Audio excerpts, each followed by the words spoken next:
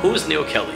Neal Kelly is Black American, which we don't say Black American in the United States, we do say African American. Grew up in the ghetto of Far Rockaway, Queens, but I was always looking to the future.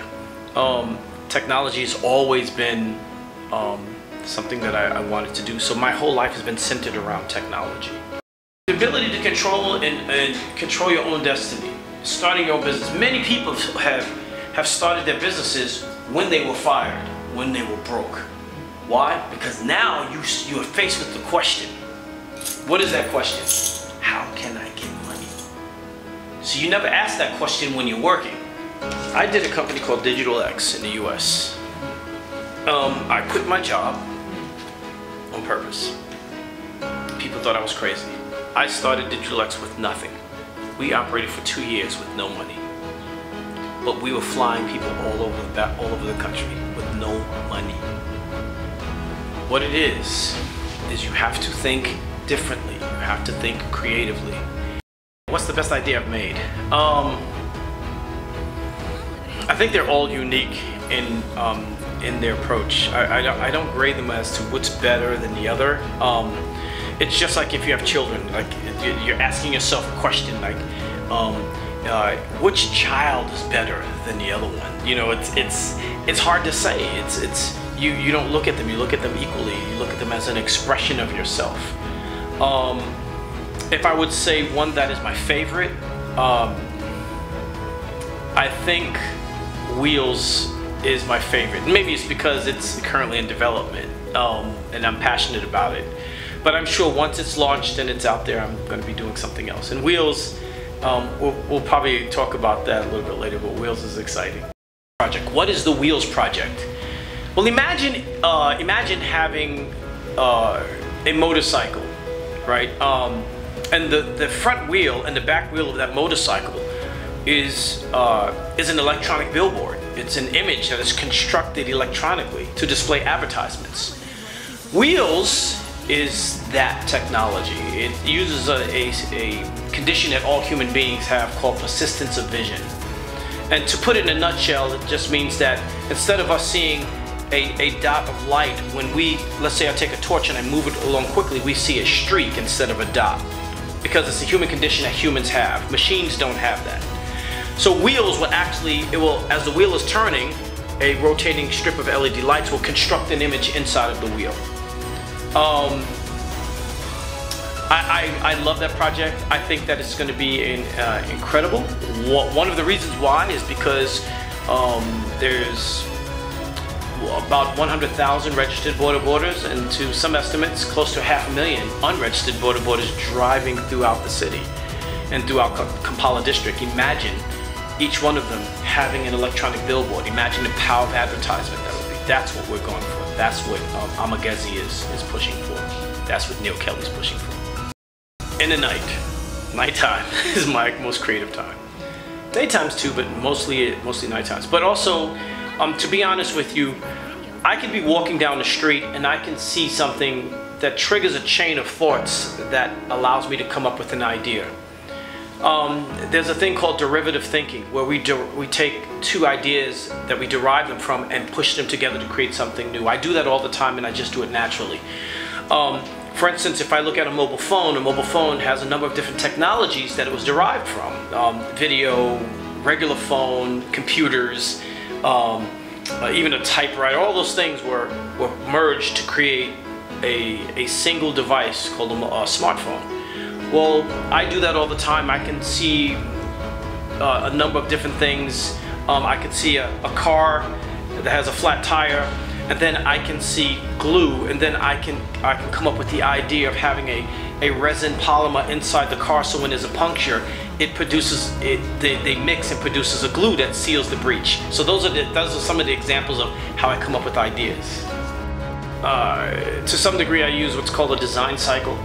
It's a cycle of design. The first thing I ask myself is, what type of problem am I solving? Is there anything out there like it? And then I start going through my creative process. I start doing sketches, or I'll start working out some of the technical parts of it to reach the goal of actually physically manifesting the idea.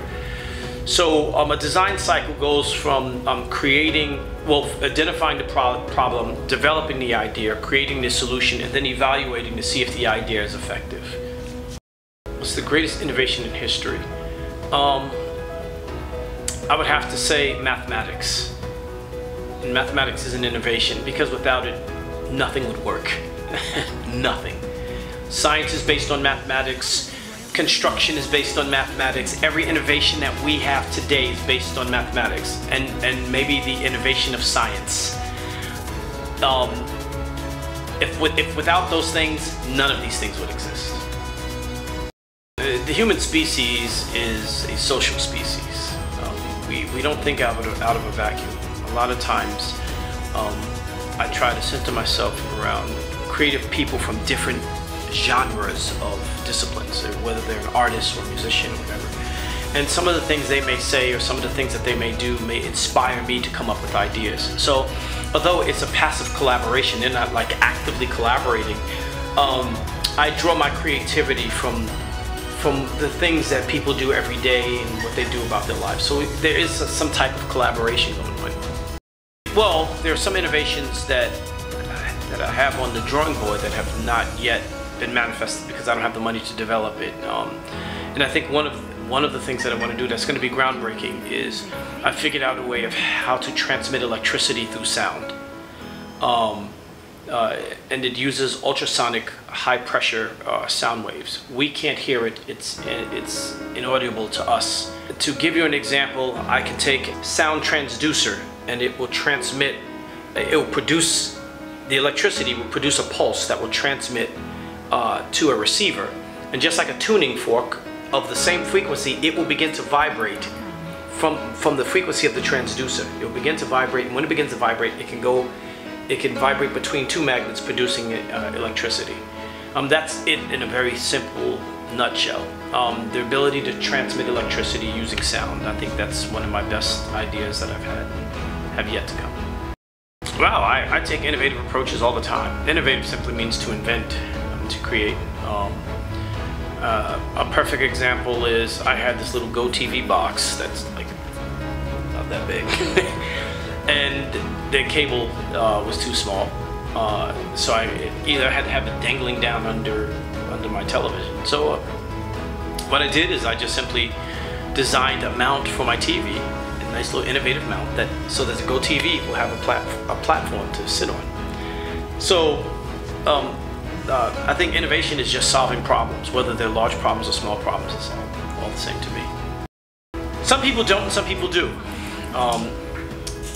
I ask one question to everyone who sees this. Me, I am a proud African American. I'm a Black American, and that's important to me. Some people don't have a problem struggling with innovation. Most white people don't, but Black people do. And I ask this question to all my brothers and sisters out there: how many Black inventors can you name? Usually the answer is the same. No matter if I'm asking a Black American or if I'm asking an African of any country, or if I'm asking a Black person from Europe, same thing. The answer is still the same. They can't name one. So the question that you have to ask yourself is that if you can't name one, how can you be inspired as a Black person to invent? You're not. You feel that you're incapable because your people don't have a history of inventing, which is not the fact. It's not true. The reality is that there have been plenty of inventors. The first person to do open heart surgery was a Black man. The first person to create air conditioning was a Black man. The person who created the filament in the light bulb was a Black man. CCTV was created by a Black woman. Even radio transmissions, right, was created by a Black man. So a lot of these things that we use every day, we don't realize that a lot of these technology was created by Black people. First cartridge-based video games was by a Black person.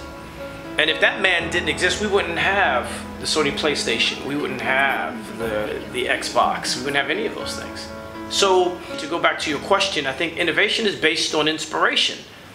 Do you feel confident that you can innovate? Do you feel inspired that you can innovate without having role models and people to look up to that look just like you? It becomes difficult. Yes, the way the problem is framed does matter. You know, in order to solve a problem, you have to put the problem in perspective.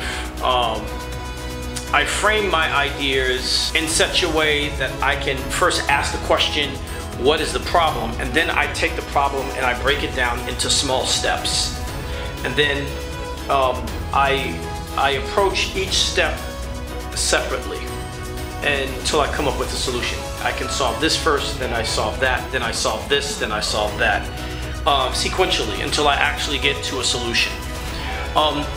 Why? Is because I do that so that solving problems and innovation becomes easier. It's like this. When you're trying to build a car, right? You don't just build the entire car at once. That's difficult to do.